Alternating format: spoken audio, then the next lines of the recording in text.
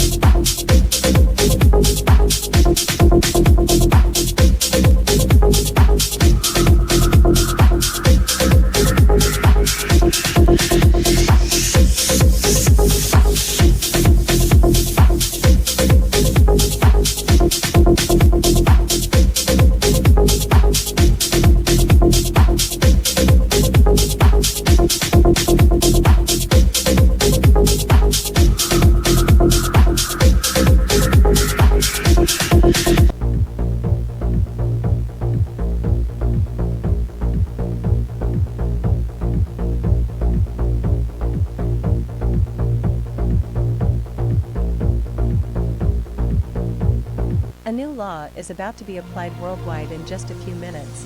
2026 will now be like 2016, meaning everything from 2016 onward will be erased as if it never happened. Your age stays the same, but if you retired from work or YouTube during or after 2016, you'll have to return until it's truly your time to retire again. Anyone acting like it's 2026 will be permanently banned from Earth. No more saying 2026, no more 6-7 memes. SMG4 is back, MatPat is back, my colleague is back, it's going to be a good year. The BBC will return to its old logo and style. Now it's time for the 2016 New Year schedule.